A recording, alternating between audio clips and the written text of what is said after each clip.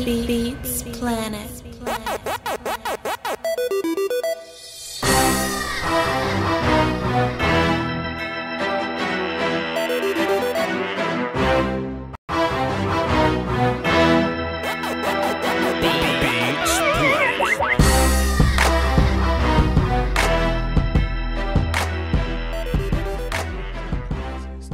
To get people to tune in live, but we gonna run it for the cardio. It's Voch Lombardi. What's happening, y'all? We in here with Lieutenant Dan. We talk a lot of shit about y'all when the theme song is rolling, so y'all gonna have to deal with that. But we got draft talk today. I'm gonna try to get a lot of draft talk streams in this week, because I feel like I got a lot of thoughts I haven't been getting out to y'all, but I got a lot of film that I have been getting out. I think I've dropped a film every day of the week for like 2 weeks now, like on business days or whatever. You know, they don't want to give me credit for that. But I think I'm going to pause just a little bit just to, get some of my thoughts out, because a lot of my draft brain has changed. You know, Kyler Murray has done the little Kyler Murray thing as of late. You know, I'll probably laugh at that.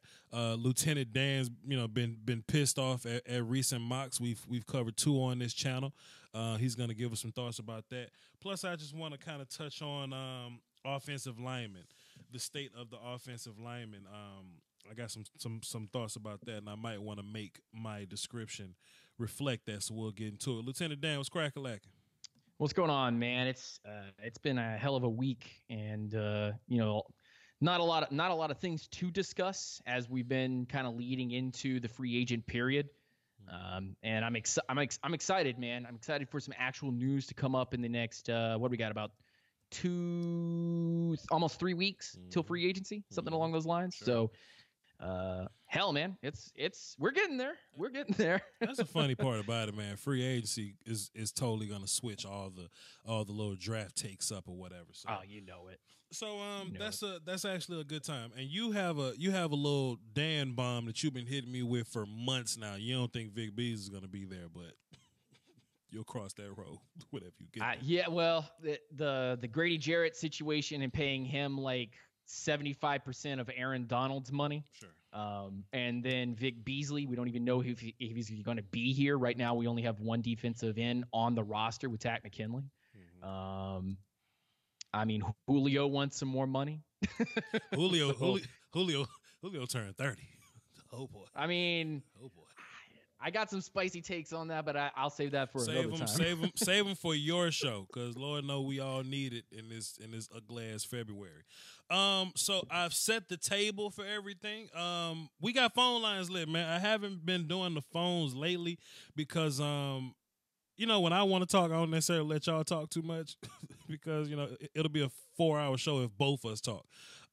But since I haven't let y'all talk in a while, I'll let y'all get going. So the number is 515-739-1285, access code 309-104. It's on the screen, it's in the description. So I'm sure somebody in the chat box will drop that thing somewhere. You can call in and talk to me and Dan about whatever the hell draft thing you want to talk about, and we'll answer it in our own power. Let's get the easy stuff out the way, Lieutenant Dan. Kyler Murray says, "Hey, y'all, I'm playing football. I'm gonna put my body on the line. We're not gonna take this easy bread, and we gonna do it." Dan, what's your thoughts on that? Trash. Come on, like he couldn't even. He's gone from show to show. What is it, Gatorade that's been sponsoring him or something along those lines? Yes, sir. He's been going from show to show, and he can't even answer questions. The Dan Patrick and now he joint. comes out of nowhere because his dad probably told him, "Hey, you need to make a decision, son, because you need to go." It's that age-old discussion when you have with your kids. That's like, son, you need to figure out what you're doing in life. You need to either go to college or you need to get a job. Sure. And Kyler Murray comes out and he's like, "Oh, okay, I feel like the NFL will be cool. That'll be cool. Okay, we'll try this out." Everything about the NFL, he goes, "I don't know. We'll see. I'll ask my team about it." But like, hey, what you think about baseball in the spring? Oh yes, absolutely, baseball in the spring. Yeah, we got that date. It's April, blah, blah, blah, blah. And he's just very particular about that there. So there are some question marks. So we'll try to keep it to Kyler Murray, the football player. And it's interesting. My overall take on him is, man, he could throw a little bit. He can run, you know what I'm saying? But he's a little bitty. It's like every short quarterback that we talk about, Russ, Drew, Baker, he's shorter than them. by 2 inches to 3.5. Right, he's a little bitty. He's 25 pounds smaller than all of them. You know what I mean? So it's gonna be very interesting. I was talking to my bro Sadie Fresh, and he was like, "Do you think Kyler throws at the combine? Like he better." Fucking throw at the combine because you need he needs to sell us this. You know, we need to see Kyler Murray throw. That is not just some Big 12 stuff that he's out here doing. You know, he needs to throw on the move uncomfortably. He needs to go through this script that these quarterback guys have kind of set up for him to kind of, you know, take that and excel at it. And if he can blow us away with his arm, then it's going to come down to a team falling in love with him regardless of the size of the boat. You know what I mean? I don't even think we have to go that far. I think we can go straight into what are the interview processes going to be with him. And if he sounds as immature as he's been on the radio shows in a private setting with these teams, then they'll know everything they need to know about Murray. And he will not get drafted high. They'll be like, he's immature. He doesn't know what he's doing. He sounds like a little kid. We're not going to babysit him. We need someone that's actually mature, that's actually going to come out here. And even if he does wow us at the combine and he throws and has all these great stats and, oh, my God, look at these numbers, Kyler Murray here or there, all of that will be washed away with one interview where they go, so Kyler, blah, blah, blah, boom, boom, boom. Can you answer this? And he goes, I don't know. Yep. That will be exactly where we are. Sure. And that's all we'll need to know. We won't need to know anything else. So that's just my take on it. I think it's silly. I think it's immature. We'll see, man. We'll see. Something I want to see for the culture. I just want to see him standing next to Tyreek Jackson in the in the line or whatever when they get ready to go throw. You know, Tyreek being 6'7", 200 and mad pounds, and you know Kyler coming in 5'8" or so. What if he's like 5'7" and like 7'8"? Does that like change your opinion on it?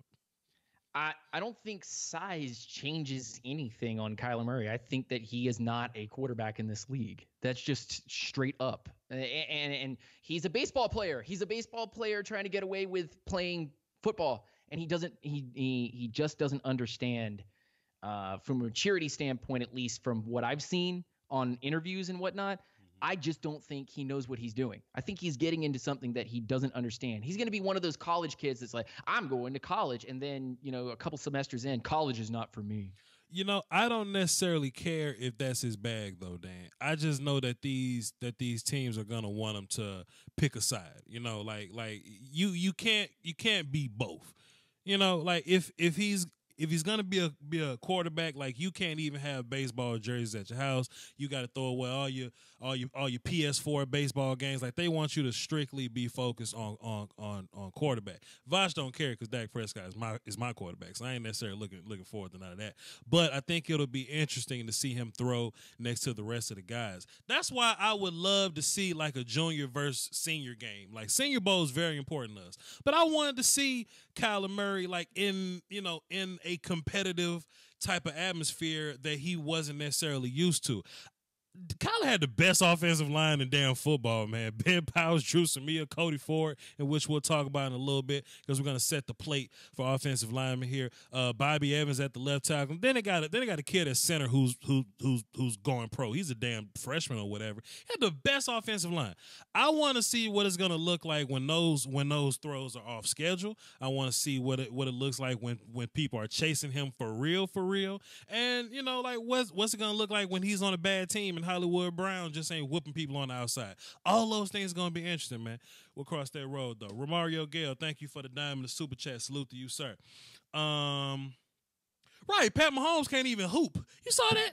He can't even let No. But I see Coach Evans in here saying y'all mad because Murray doesn't want to show his hand. There's no hand to show. From a maturity standpoint, you need to make a decision. This is a life decision, and you're playing footsie. With going to the Oakland A's or going to the NFL draft, teams are going to look at that and go, pass. I'll go for somebody that's a little more dedicated to their craft. Talk to him, Dan. Yeah, Coach. It's not necessarily us. We just know what the league is going to say. We know what the Ravens Illuminati is going to say. Well, y'all got y'all quarterback, but what the Dolphin Illuminati is going to say. Like that's kind of what they want to talk about. I don't care. Either way, I'm more focused on these other guys, but I'm interested in the process, and we'll see. We'll see how he throws, and I hope he throws well. I want to see what he runs. I want to see what he weighs in at. All of these other arguments that we like make big deals out of, I want to see him, relevant to him. Like they want to talk about hand size. I want to see how big Kyler Murray's hands are, so I can see what the conversation looks like. That's just my opinion. Cruzan says, "My Giants drafting Kyler Murray. Look out, NFC East. Boy, that'll make my day." Boy, that'll make my day if Kyler Murray go to the Giants. Anyway, let's move on, Lieutenant Dan. You were kind of pissed off at the draft Illuminati. On my show, I made fun of Mel Kiper's draft and I made fun of Todd McShay's draft. In both drafts, they had Ed Oliver going to the Atlanta Falcons, and I'm sure that made your ass itch a bunch. You said you even saw a mock to where Jonah Williams ended up in the 14 spots of the Atlanta Falcons. Dan, just kind of talk to me. Like, why wouldn't you want Ed Oliver or Jonah Williams on your team? Talk to me, Dan. Just personally for my team, I don't know about any other team because of the specific style that he plays or the athleticism that he puts on the field. My team doesn't specifically need a guy like him. And I'm not going to say that he's not a great athlete because he definitely has all that athletic trait. But am I really supposed to go into 2018, look at the statistics, look at the film, and say, so you whooped up on East Carolina for 2 sacks and 3.5 tackles for loss? He can't help that. That's what Dan. I'm supposed to hang my hat on. Dan, he can't help that, man. He can't help who he went up against. Come on, man. And okay, so put that to a side. Put that to the side, and let's look at exactly what the Falcons need right now. When or if they give this contract to Grady Jarrett, what is it that the Atlanta Falcons do the best? And I'm not going to make this into a Falcons show, but on the short and skinny of it is the Atlanta Falcons play about 75% nickel looks, right? And you would say, okay, Ed Oliver fits that. Ed Oliver barely fits as a defensive tackle and barely fits as a defensive end. He's a project player. But Houston plays him at 0. They put him right over the center, Dan. Like, what the, huh? And I look at my team and I go, okay, so Deidre Sanat is our one tech. So Ed Oliver's supposed to just jump him? Damn. Is he supposed to be the guy that's supposed to be playing right next to Grady Jarrett in all of these nickel looks that we play? Is he supposed to be the guy that's on the field constantly as a project player on the inside and hell on the outside? I mean, I can't really see him being a productive guy as a defensive end. Please prove me wrong. I mean, there are so many people that say, but Ed Oliver is so athletic. Yeah, that's great, but where's the technique on film? I see a guy just flying to the quarterback, but with what plan, though? Oh, let's talk about that. I see a guy that's athletic, but I don't see a guy that's like got any technique to him. Time out, Dan, because I got something that's really gonna grind your gears here. Antoine Myers, my fault, famo. I just kind of got into my Lombardi bag. Voch, I'm gonna be in your city next month. Cool, buy me a beer. Jalen Hurd could be a weapon. He has size and speed and versatility at running back. I think they got him playing receiver nowadays. I could be wrong, but Alvin kind of took his spot in Tennessee and made him dip out. So that's the thing. Then he dropped 5 and says, Voch hates my super chats. That's not true. I love all super chats. I appreciate all super chats. Thank you, Antoine Myers. And Cruzan says, Voch, fear Big Blue. No. Lieutenant Dan, let me ask you a question, man. So, like, what if y'all drafting Ed Oliver to play middle linebacker according to Lance Zierlein, Lieutenant Dan? Dan, stop laughing. Dan, you better stop that shit. Dan, you better stop that. Stop it. You better cut that shit. Dan.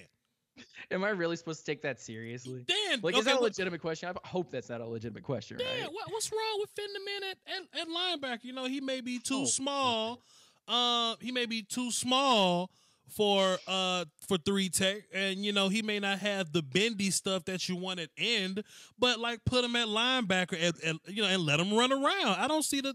Everybody, ask yourself this question: why the hell is Ed Oliver falling down draft boards in mock drafts? Why? Why? Answer me that question. Why? Why was he a top 5 pick a month ago, but suddenly he's falling into the 14s, he's falling to the 15, he's falling to 17? I saw a mock draft yesterday where he was at 20. Damn. Why? Why? Because they hate Ed Oliver falling off boards. Why is Jonah Williams falling? What's up with that? Huh? He's consensus top 5 pick. What happened to that? I think. Dan, Why is he falling in mock drafts now? Why is everybody falling in mock drafts now? Huh? These two guys were top 5, top 10 picks, and suddenly they're just falling into the teens like it's hot, like it's the fresh take of the month. Well, Lieutenant Dan, let me just be the first one to say this though, because somehow when we do these shows, I kind of get bunched in with you somehow. I'm not saying Ed Oliver is a terrible player or that he won't be bad in the league. I just think when, like, if he ends up in the right situation and they ask him to play at the right spot, Ed Oliver could do the right things. But we're not going to look at Ed Oliver like he's a player like Quentin Williams where you could play him anywhere and he could be effective, or like Christian Wilkins where he could play inside and outside, or Jeffrey Simmons where he just causes chaos everywhere. We're not saying that he ain't one of those people. Right. Well, he's not one of those people, but we're not saying he can't play, because he can play somewhere if in the right situation. He just doesn't have that versatility. And Lieutenant Dan is saying, well, he was considered first overall pick at some point. Now he's falling to 14. I don't want damaged goods. Is that, especially if he doesn't fit what y'all are trying to do in Atlanta? Is that what you're saying, Dan? I mean, I'm saying that what I'm looking at in Atlanta right now is we need a bigger guy next to Grady Jarrett. And I'm not talking about a 1 tech. I'm talking about a guy that can play 3 tech, that can take a double team or open things up for Grady Jarrett. And Ed Oliver is not that. That is not the player that you're looking for if you're wanting to increase pass rush productivity. You see what I'm saying? I can't have 2 hats on Grady Jarrett taking stuff away from that and have a no-name like I had with McLean last year, who was doing nothing and getting single teamed and getting beat up. I need somebody that can take a double team that a team is scared of and can potentially play in my base and also play in my nickel looks. You know what I'm saying? You know what I think? You know what I think happens sometimes while you look at the phone and mute it? I think what happens sometimes that these mock drafters get so married to people being in certain places, and then they do the mock draft around it. You know, I think there's this notion that Quentin Williams in Oakland would be a fantastic idea. So then they build their mocks around that. Or Ed Oliver fits in with Atlanta, then we'll build our mocks around that. And I think a lot of people end up doing those things because in this last mock by Todd McShay, man, it had Rashan Gary at number 3 over Quentin Williams at 4, and I was flabbergasted. I was just blown away. I made a big deal out of it because when you look at the description, like when you look at the little, like he'll make a pick and he'll write about the pick or whatever. Like when you look at his take on Quentin Williams, boy, Quentin is fantastic. One of the best players in this draft, the top 2 best players. He's elite. He's the greatest. But we're gonna put him at 4. And then then I read Rashan Gary's take at 3. He said Rashan's explosive and he has closing burst. Okay. The damn Jets would love that. And I'm like, man, like don't be so married to your opinion, man. I know Rashawn's gonna be a super athlete, but he ain't better. He ain't better than Gary. And I love Rashan Gary because I think he's because Dan, if I could be real with you, all the things that we hate about Ed Oliver, Rashan Gary kind of fixes that, because at least Rashan's 280 something and can move faster than Ed Oliver. Or whatever. At least Rashan can play one position Dan, effectively. Dan, stop saying that, Dan. Like, at least I can trust him in one place. It's not like he's going to be the best at that place, but he can at least play one place. Whereas Ed Oliver is kind of like, so where do you fit? You're kind of like a specialty player. I think Rashan Gary is clearly better than Ed Oliver. That's just my opinion. But I ain't shitting. I don't care. I don't care. Who cares? But I ain't shitting on Ed Oliver. And I'm saying I like Rashan as a 3 tech better than Ed Oliver as a 3 tech. I don't subscribe to Rashan as an edge player. You know what I'm saying? But I think he's a better 3 than Eddie, and we're gonna have to deal with that as a draft community. We're gonna have to deal with that. Oh, okay. I mean, okay, man. Like, but that's your opinion, though, right? Hold on, time out. Let me pull up my OBS. Goddamn, 515-739-1285. Access code 309104. We can have this discussion. I do this all the time, Dan. I love to have this discussion with people. If you disagree, we can talk about it. You know what I'm saying? We could absolutely talk about it. But I just think Rashan Gary's better than Ed Oliver at 3-tech. I think the league is transitioning into interior pass rushers being more important than edge pass rushers. You know what I'm saying? Thank you. I've had this take since like September of last year. I've been like, you're welcome. This league has turned into an interior passing league. Like this is where your pressure is going to come from. You need big dudes to set the edge and then have monsters just attack up the middle. That's the way the rules have bent things. Gary played 98% of snaps at edge. WTF, Voch? Well, Jonah Williams played 100 at tackle. It's about projection. I remember Solomon Thomas came out and he had the edge label attached to him. And Voch was like, Solomon a 3-tech. Solomon's 3-tech. And Solomon got to San Francisco. His ass was an edge for a smooth 3 games before they started putting his ass in B gap. I'm not saying I'm all right here. I don't have to be labeled as all knowing clairvoyant Voch. I'm just saying that my projections say I'm not drafting Illuminati where I gotta ask a cat, hey man, what you think about him so I can go on TV and say it. Stephen A. Smith said, damn, Dwayne Haskins is a running quarterback. He don't watch film. Based on the film I watch, Rashan Gary is a 3-tech. I don't care how much he played at edge. He looks like a 3-tech to me. He don't look like an edge player to me. He plays there, but he don't look like one. What about the snaps in his junior year where he is in B gap and nobody can touch him because he's too fast in there? But everything in B gap is quicker than it is in C gap. I think Rashan Gary has this block disengagement deficiency, right? So you want to put him on the edge where the guy's arms are longer and they actually have this whole engagement. There's more space to engage you, right? So you're more likely to be engaged to where your skill set depends on you to disengage. If you're a 3-tech and I'm faster than you might not touch me. Christian Wilkins made a lot of money not being touched this year. Dan, am I lying? I don't think you're lying. It's a very interesting take, though. I would love to sit down and kind of like watch the film with that take in mind. Watch the film. If you think about Rashan Gary in B gap, his 280-pound ass, that's plenty big enough for B gap. You see a player where, man, nobody's going to be able to put hands on him first. Nobody's going to touch Rashan Gary first. But if you look at his snaps at end, and those damn tackles got room to read and react to his ass, and they put hands on him, Rashan Gary doesn't really get rid of blocks well because he doesn't rush with a plan. If you in B gap blowing shit up, you don't need a plan. You just blowing shit up. He's got short area agility to be able to get, or short area quickness to be able to play edge and get to a spot. And Gary needs downfield coverage to be able to be incredibly effective. And Dan, B gap and B gap to C gap is a short ass area. C gap to sideline is a lot of space. Boy, it's a lot of space.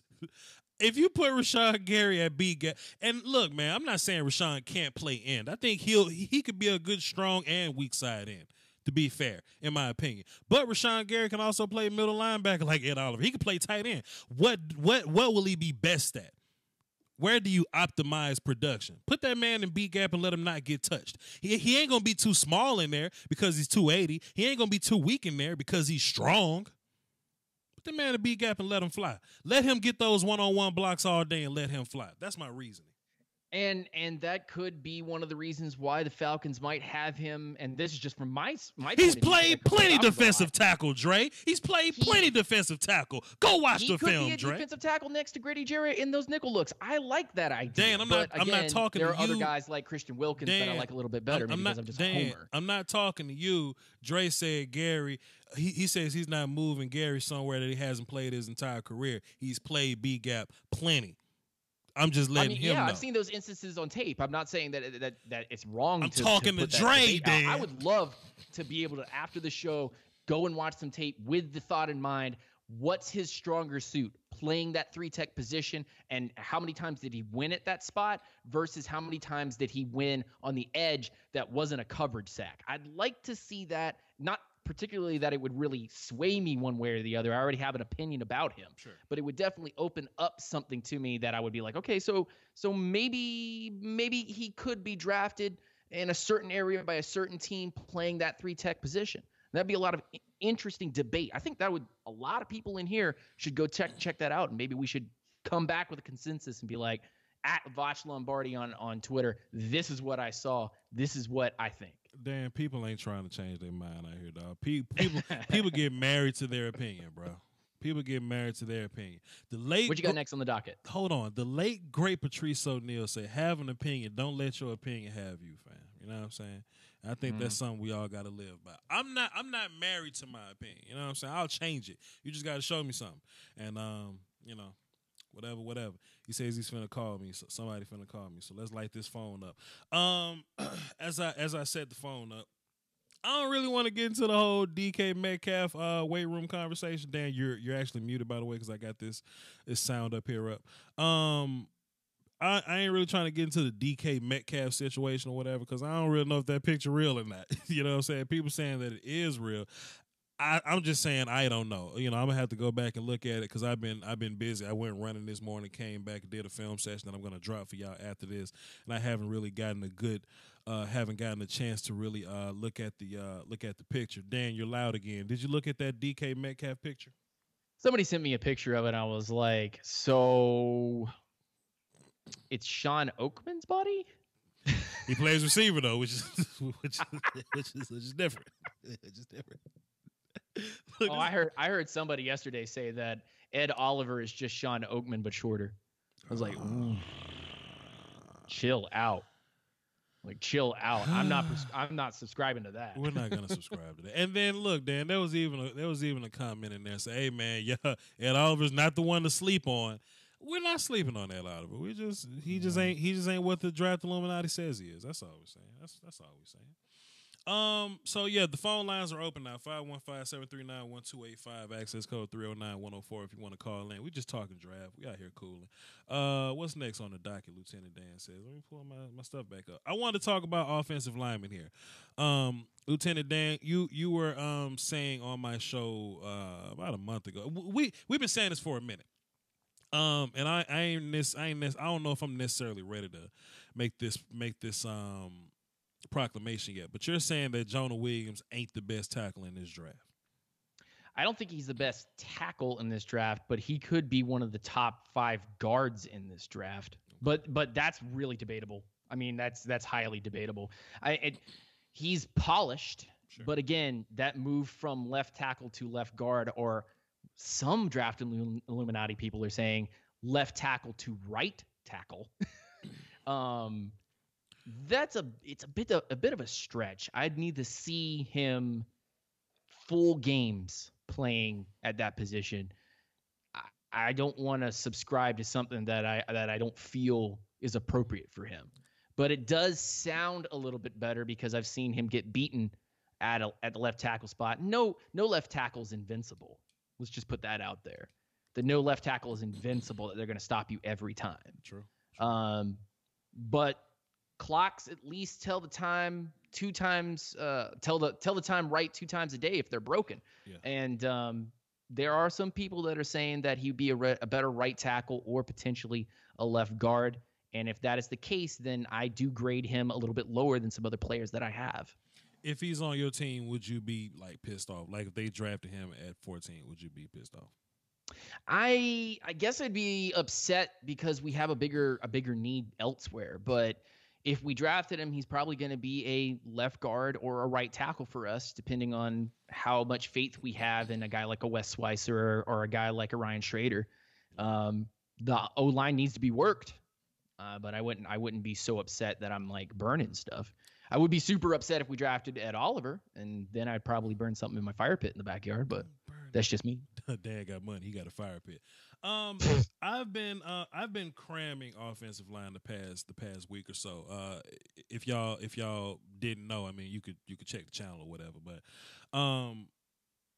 who would you say is the best tackle in this draft, Lieutenant Dan? Right or left? It don't matter. Don't matter. Matter of fact, wait a minute. Time out. Wait, watch this, Dan. Because I got my opinion, right? I got my opinion. And I wasn't going to say it. I told my old lady a couple of days ago. She got the first exclusive, but I think I'm going to go ahead and come out and say it. Lieutenant Dan, let's say it on 3, okay? The best. Wait. We're gonna say the guy that we like the most. Who? Yes. The best tackle in this class on 3, Dan. All right. Tell me when you're ready, Lieutenant Dan. Tell me you're ready. I'm ready, Lieutenant Dan.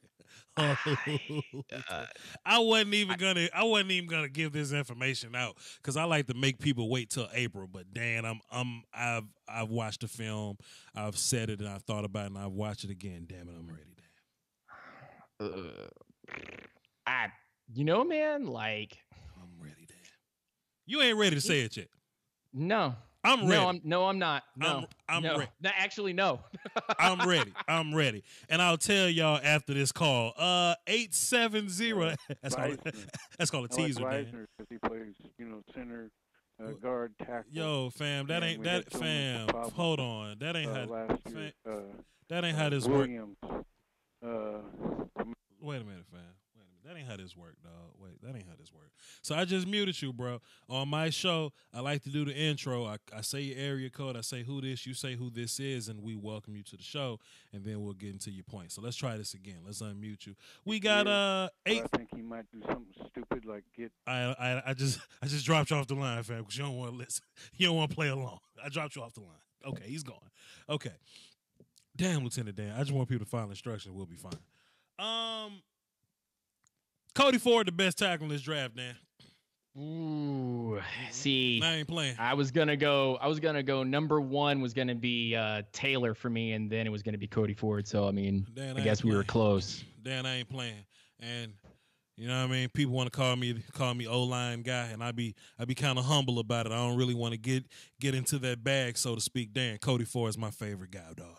Whether you want to put him at tackle or put him at guard, he's my guy. His big ass can move. He got length. He's a finisher, which is my favorite trait. My favorite trait of a football player at any position. He's a finisher. He's nasty. He's mean. Great in space. Great going to the second level. Now let's not get this mistaken. Just because Cody Ford is my best tackle, that don't mean Jonah Williams is trash.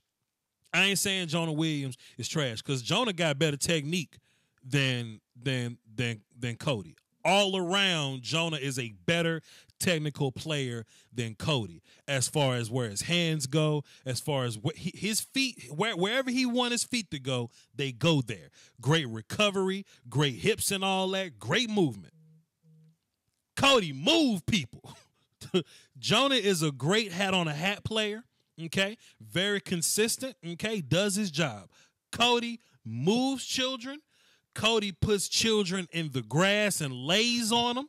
Cody is huge. Cody got position flex. You think you could put Jonah at guard? Your ass can put Cody at guard. For real, for real. We got question marks about Jonah at guard. We have none about Cody at guard. What was that, Dan? No, but isn't that kind of like, doesn't that make a lot of sense, though? Because he's playing on the right-hand side. Like, you need power people on the right-hand side, and he'll lay hands on you on the right-hand side. You want to run off that right-hand side, and that's exactly the traits you want out of a right tackle or a right guard from that position group. Like, Cody Ford really does impress me a lot when he's coming off the ball. Him and Ben Powers and Drew Samaya, like that's just a group, man. Just a group, and it's a hell of a running for the Wisconsin boys too. I think that's two groups of offensive linemen that are like, wow. Very nice, very nice, and they play well together. I really like that. So and that kind of makes sense as far as weak side, strong side. Have them on the right side, let them lead things off. I think the league, the league has leaned towards having two good edge rushers, right? So like all the gangsters that they're left ends or left linebackers now, and there are some gangsters on the right side too. So I just think it's just best to have two tackles. I don't think the right tackle is an inferior tackle anymore. I just think you just got to have two good ones, and I think Cody can play every position on that offensive line. I wouldn't put him at center, whatever. But size, strength, ass whoop, can move, leading people down the field. I put on Twitter one of his guys, I think they're playing Texas or something. He was downfield blocking people, ready to lay people out. Angry player, pissed off. I like that. Great length. fantastic length. His hands may not always get to where you want him to go, but the damn length and power is so great that it doesn't matter. Then you add some coaching to that. I think Cody Ford is going to be the best lineman, not tackle, not guard, the best lineman out of all these cats. I think he should be drafted before any of them. That's just my opinion. I know somebody in the chat just said it to me, Evan Thompson. He was like, Dan, would you take Cody Ford at 14? Oh my gosh. Excuse me? Yes. Dan, I want and then in round two, Garrett Bradbury. Thank you. Dan, I want so much weed to fall out of Cody Ford pocket so Dallas can go get him. Dan, I want Cody to get into a high speed chase before he get to the draft, dog. I want Cody to have a gun under his seat or something so he can fall to Dallas. Oh God. You know that whole situation where they had the gas mask and he was smoking out of the gas mask, that one O-lineman, and his stock just dropped. Like it was gone. I want to see like Cody Ford like in a gas mask, then he takes it off and somebody has one of those smoke machines and they're pumping the smoke into the room. Dan, that was only weed and Laramie Tunsil fell to 16. I want Cody to have crack in his. I want that man to fall to the second round so you can come to my damn team, dog. Oh, I love Cody Ford, man. You plug that dude in wherever you want. Maybe not. Put him at left tackle. I don't care. Put him at left tackle. He got good feet for a big boy, and he got length. You know how what's my man? Oklahoma, fat kid, terrible combine last year. Orlando Brown. Orlando Brown had terrible feet. Mucho mal, my friend, but he had great length. He wasn't even physically nasty, but he had great length, and that length helped, you know what I'm saying? It helped overcompensate for what he was missing at the feet. Fam, he got that same length, that same size, but Cody is powerful and he can move. That's my guy, man. O-line guru Voch has spoken. I really, really, really like Cody Ford, and I'm not a big O-line guy. I'm more of a D-line guy. So we are polar opposites when we talk about this kind of stuff. But whenever Cody Ford had to deal with someone, he dealt them. And it's same thing with Ben Powers. I really liked what he did at right guard, or Drew Samaya. I like the way that he was able to work. These are guys that are going to raise their draft stock. You're going to see them go day 1, day 2. And if you need offensive linemen, this is a perfect draft for some of those zone blocking schemes to get a couple of these guys in there. They get down the field, man. Some of these offensive linemen coming out of this draft know how to get down the field. And I love it. I absolutely love it. Pain in the ass when I'm watching somebody on tape and I see one of these prospects that we like from the O-line come out and smack somebody I like on the D-line. but that's just the name of the game. You know, that's just the. I was watching Gerald Willis, D lineman from Miami, and he was whooping everybody ass in LSU and Duke and Clemson, but he played I don't know if it was Clemson or not, but he played against Boston College, and I knew he was about to bust ass in Boston College. Chris Lindstrom. Chris Lindstrom blocked the shit out of Gerald Willis. Big boy.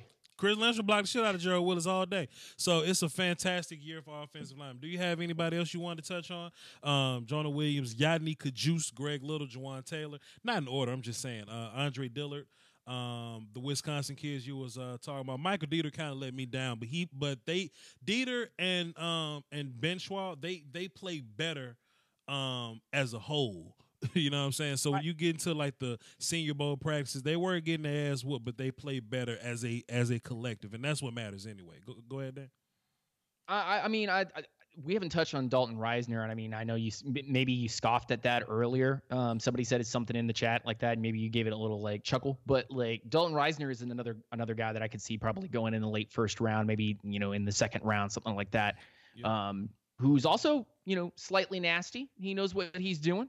I like him. He's another grown ass man, and when offensive linemen let me down in the Senior Bowl, he was one of the 3 that had good Senior Bowls. It was him. Andre Dillard had a good Senior Bowl. Max Sharping had some pretty good days, and Chris Lindstrom were pretty good. So I'm hip on Dalton Reisner from K-State.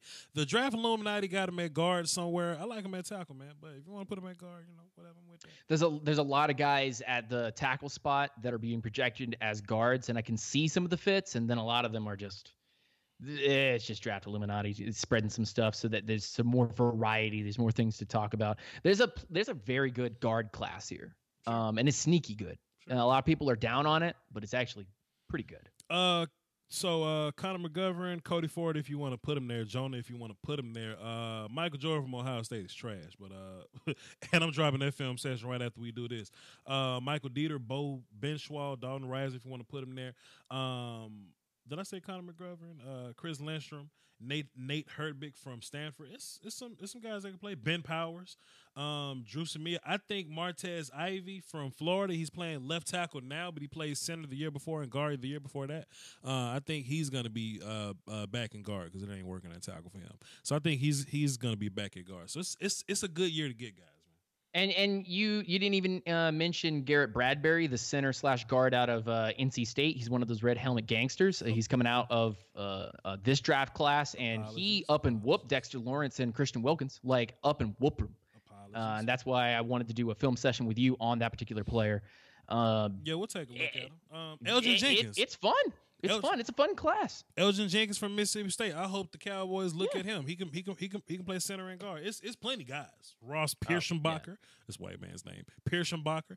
It's Mitch Hyatt. I mean, even there's a late round prospect there that you could potentially bring in and probably play left guard or potentially swap him over to the right hand side. I mean, there's lots of talent here. There's a lot of talent here. I like it. And I'll be breaking that down. Let's go to the phone. Nick from Mississippi. What's cracking-lacking? Most of us. I ain't talked to you in a while. Yeah, because you don't like to tune in to the Cowboys content, but it's all good. What you got for the show? Not much. I want to talk about what players you think, the Titans might take. They in a weird spot, 19 right outside of like the elite talent pool. What you said the Atlanta was at 14, I think. Yeah.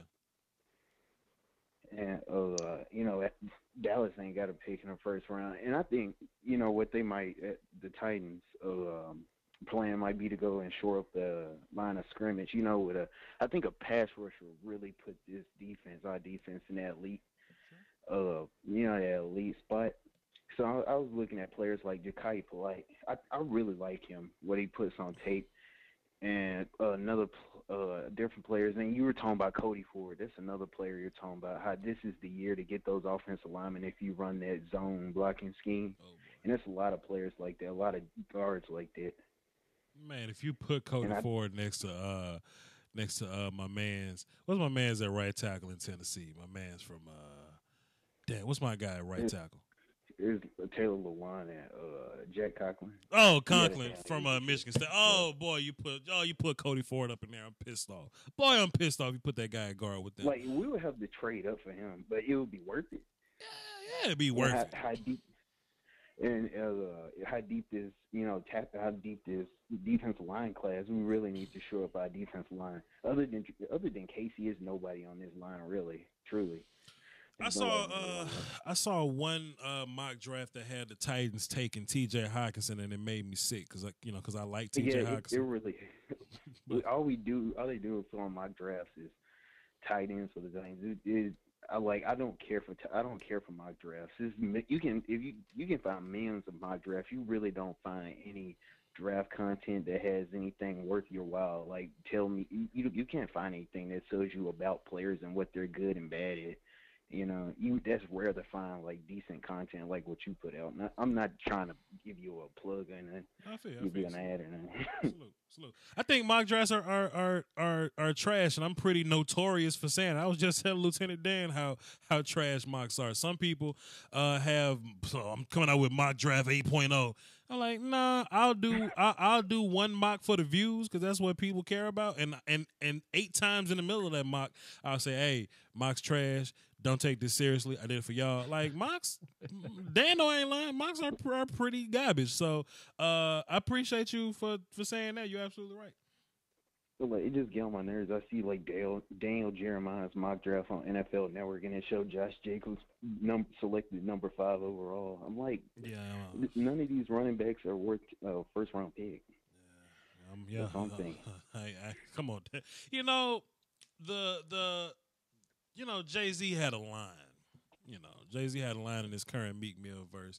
He says, He says, we used to look up the billboard when we were young, and now we look at billboard like, is you dumb? You know what I'm saying? And the more, like, I had draft media heroes growing up. Matt Miller was one of them. Jeremiah was another. But, man, it's like the more film I watch, man, the more I think these guys just... what are you doing? They blind. The more film I watch, I just can't, I can't get along with them. So it is what it is. Hey, man, we're gonna talk about Ja'Kai Polite for you, man. You had something else before I hang up on you? It's just like I'm trying to, where do you separate the line at the top tier, like the Ed Olivers, Quentin Williams, Josh Allen? Where do you cut off those elite? Because that's what I want to know. Because if we're gonna commit to getting a pass rusher, also on the offensive line, where do you cut off on the elite to the above average? Like what names do you cut off? Okay. Like if I would want to see a video, like what do you say? These are the elite guys, and here are the bottom tier good. You see what I'm saying? Like in terms of like traits or whatever. Like what traits am I looking for to make somebody elite? I guess.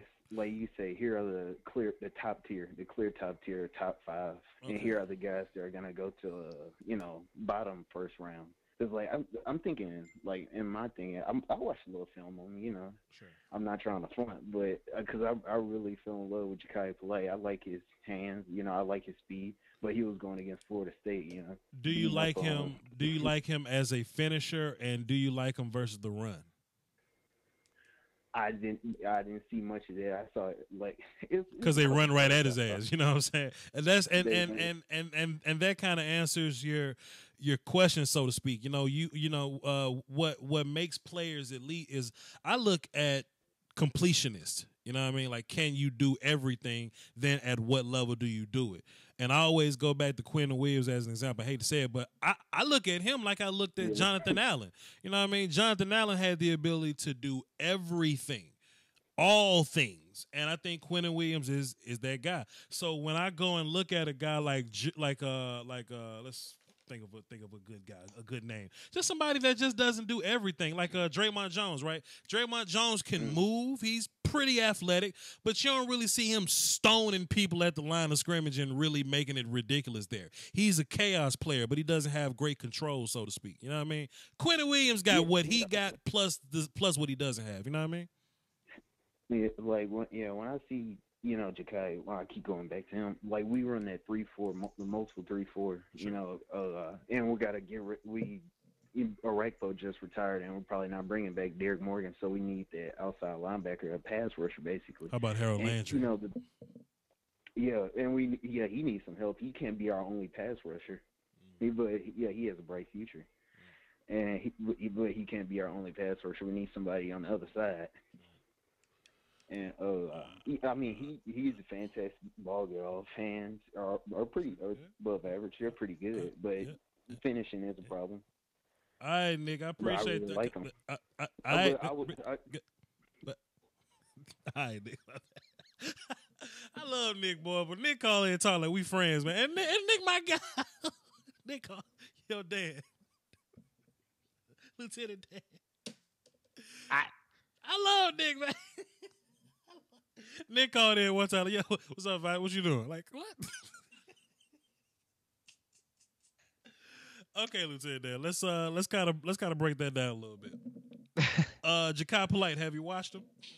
I have. Pros and cons. Pros, twitchy. Sure. Quick and short space. Sure.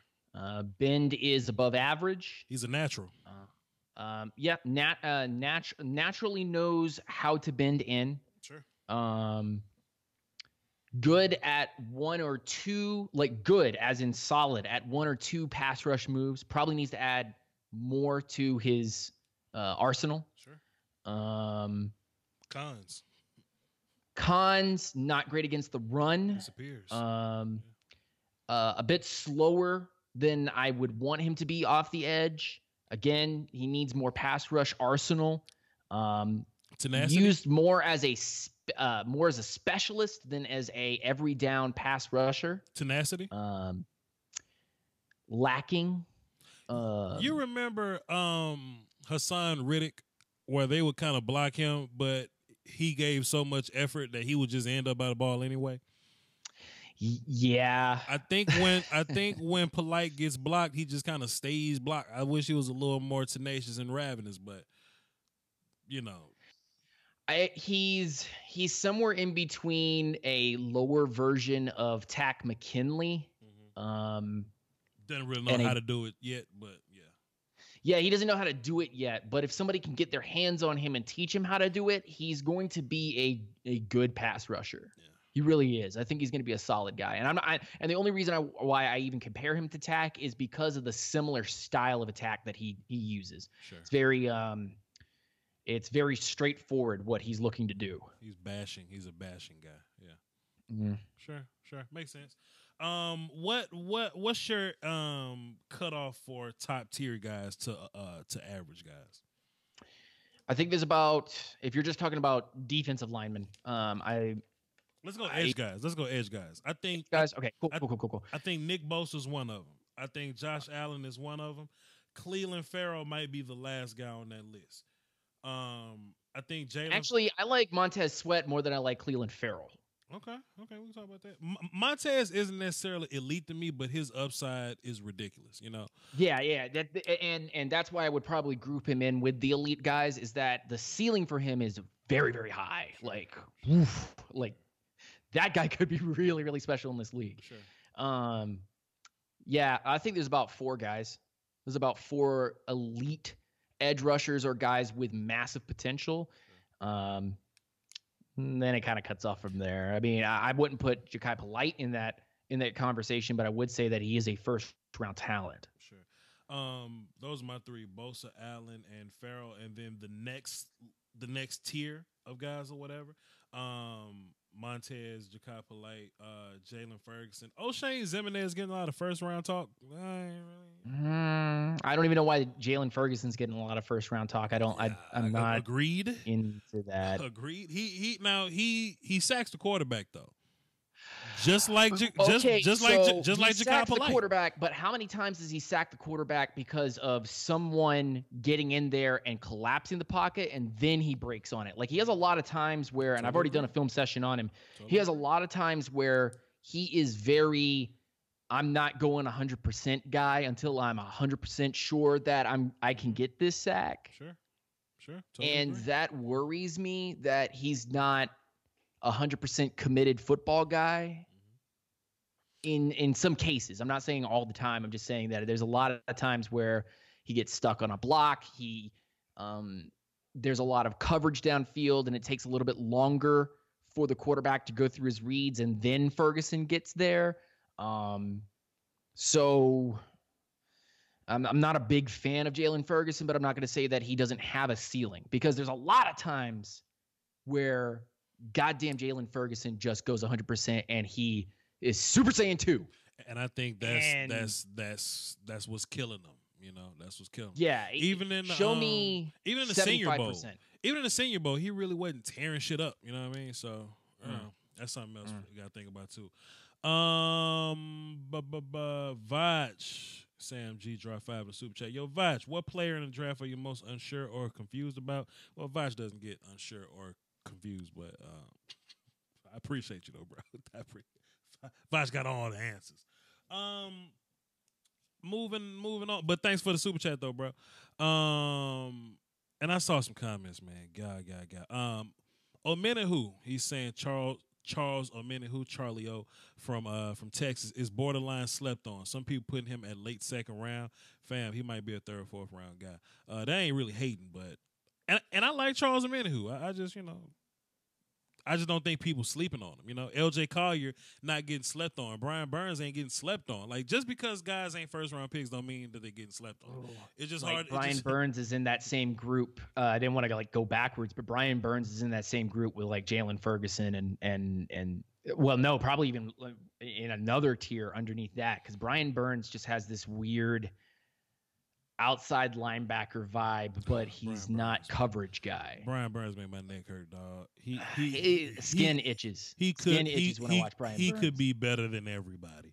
I just don't know if he's gonna get the trace to put him there. You know, coaches can teach it to him, but I just don't know. It's like with Vic Beasley. If I put extra weight on Vic Beasley, does that take away his speed?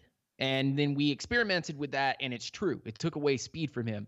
If Brian Burns adds weight, is that going to take away his speed? Because he's sitting at like 230 pounds. He could be something like that. He could be as good as Josh Allen. It's just that Josh Allen moves well for his size.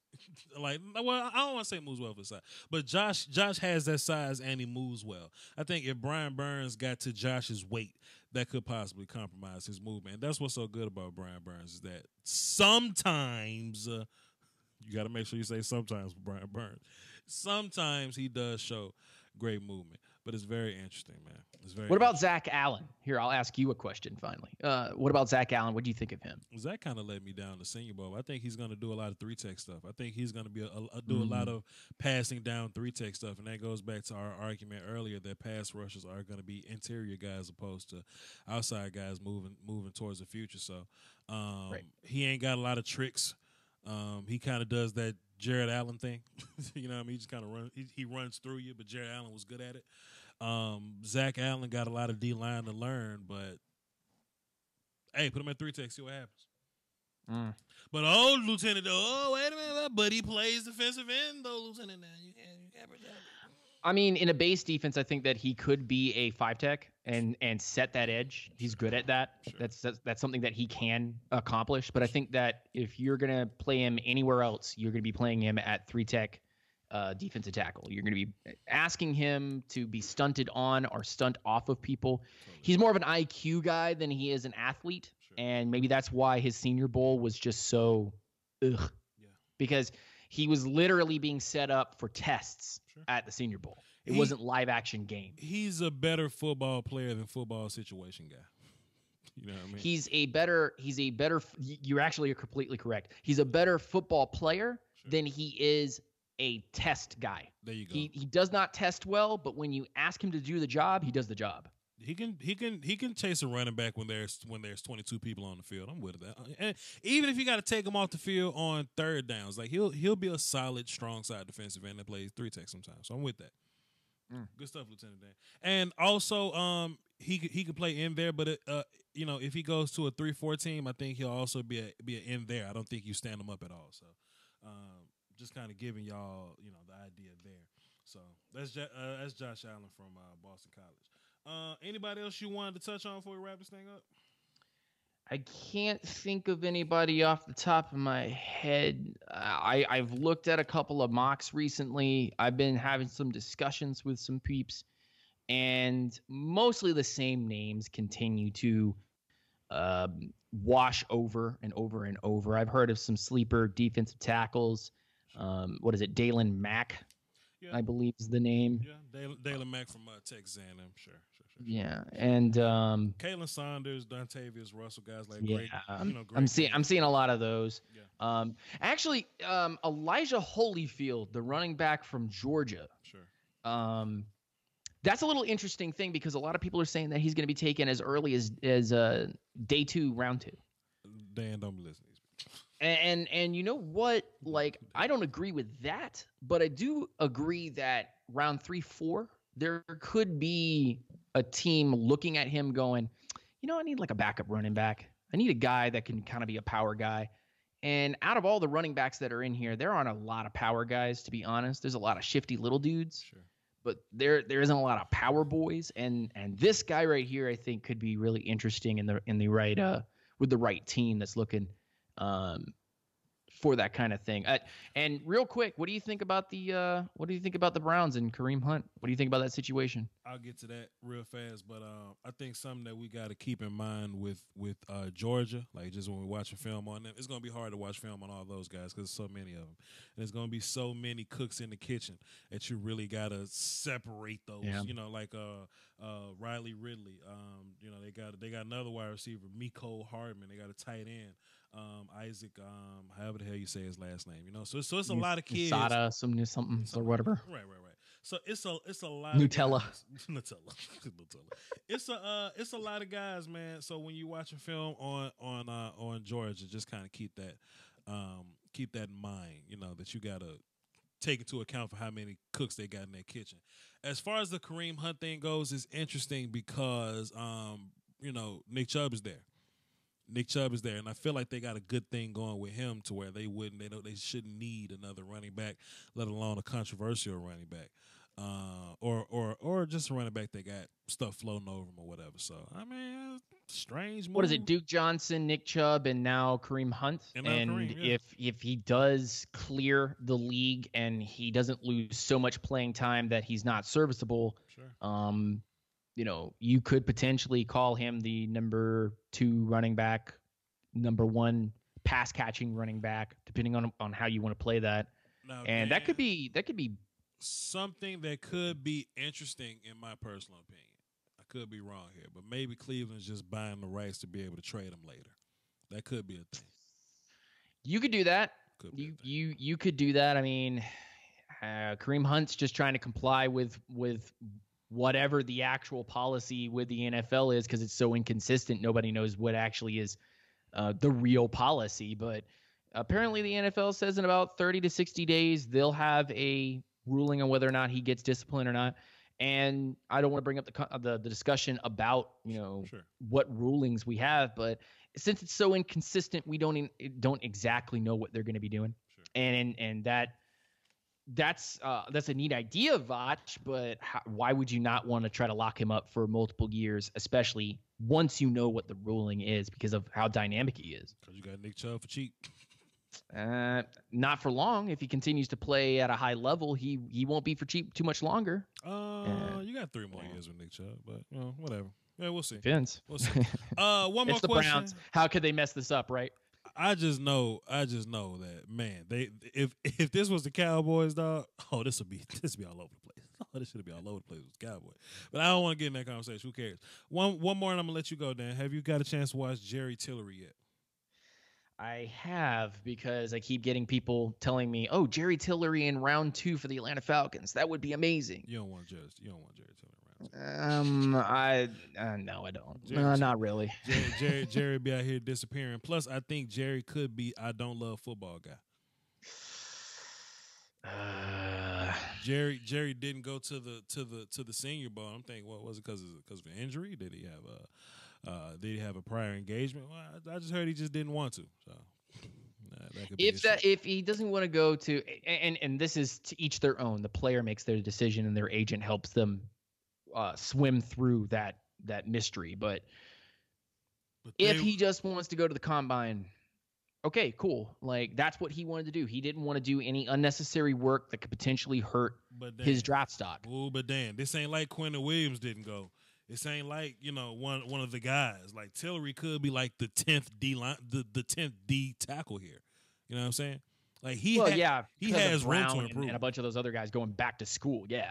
Like, he has room to improve. I think it's plenty guys in front of him.